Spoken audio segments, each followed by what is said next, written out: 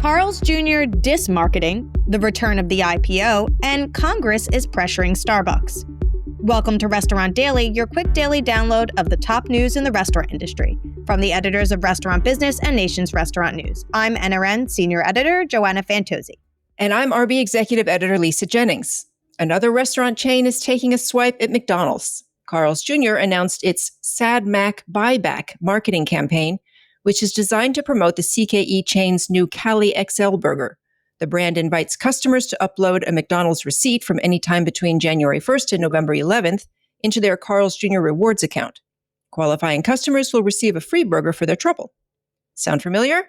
Chili's has been making similar digs at McDonald's with the 2024 launch of its Big Smasher burger, the brand's answer to a Big Mac, and this year's Big QP burger, Chili's version of McDonald's Quarter Pounder with cheese.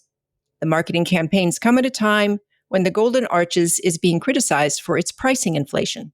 Congress is trying to pressure Starbucks to move forward with a union contract.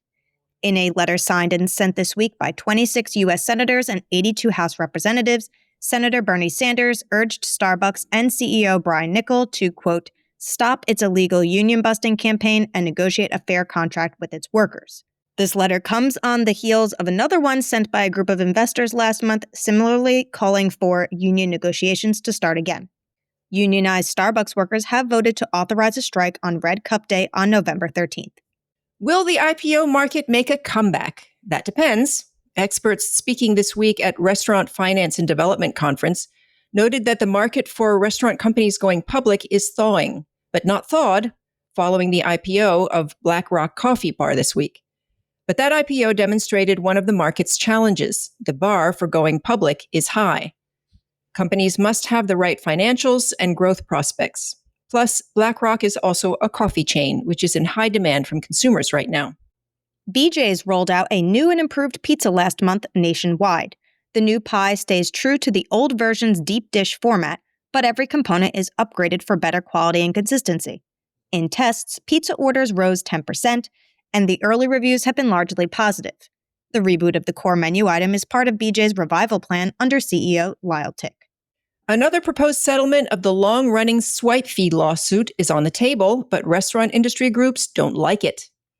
Credit card giants Visa and MasterCard this week proposed a $38 million settlement with the merchants who filed a lawsuit 20 years ago.